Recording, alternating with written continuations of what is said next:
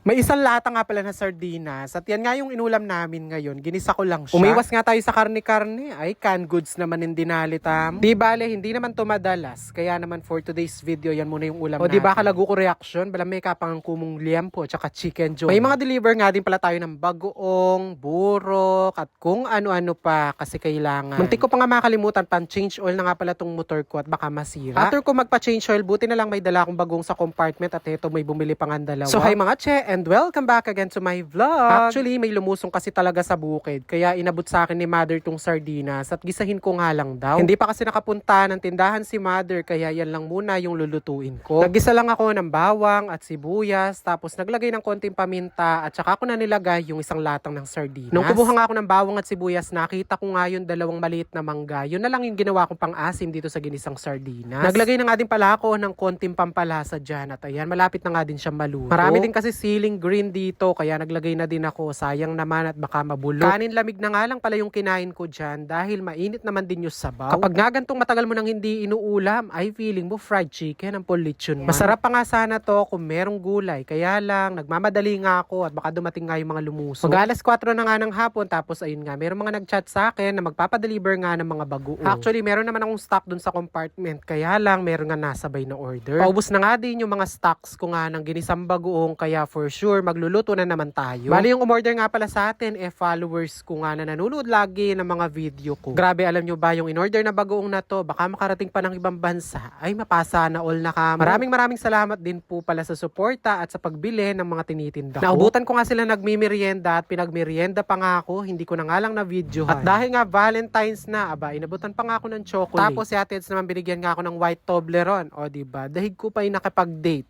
Charis. Pauwi na nga sana ako at buti na lang meron pa akong tirang bagong sa compartment at yan, nakabenta pa nga ni. Nakalimutan ko, may pa-order nga pala akong atsara nung nakaraan at ngayon ko pa lang siya madi-deliver. Pasensya na po sa sobrang kabisihan ng atsinyo, ay nakakalimutan niya minsan kaya chat lang kayo ng chat. Mababasa ko naman yan. Nag-chat nga din pala yung kaklase ko at umorder nga siya ng buro. Nagustuhan nga daw kasi ng mother niya yung dala kong buro na nag-mini reunion kami. Kinabukasan yung motor ko, nagpaparamdam na at kailangan na nga daw i-change oil. Ay rugo, ito lang yung madalas kong kasama kahit saan ako pumunta. Kaya hindi ko siya pwedeng pabayaan. Wala pa naman akong pampalit at saka wala akong pambili. Etong si Precious nga kumakain nga ng pandesal at sabi niya naghahanap nga daw siya ng trabaho. Eh sabi ko hiring dito sa pagawaan ng motor. Pwede naman pa ako siya mag-apply as a mekaniko. O diba? Pwede na yan. Mabilis lang din naman na change oil yung motor dahil nga wala kaming kasabay ng mga time na yan. At bago pa man nga umuwi yung atsinyo, heto meron na naman nag-chat at nagpapadala nga ng bago. O diba? Sabi ko naman kayo magigisan la rin at tsukeng compartment. Bali si Ate Sen nga pala to at pangalawang order niya na nga to at nagustuhan niya nga daw yung una niyang in-order kaya ayan, napa-order ulit. O diba, kalaguna ning Donya, magpalinis siya pang kuko. Bisa ako sana magpalinis o ning puta, kalkaldoretang chismis. Anyway, yun lang muna ang ganap ng atsinyo for today's video. Don't forget to like, follow, and share. See you ulit bukas. Bye!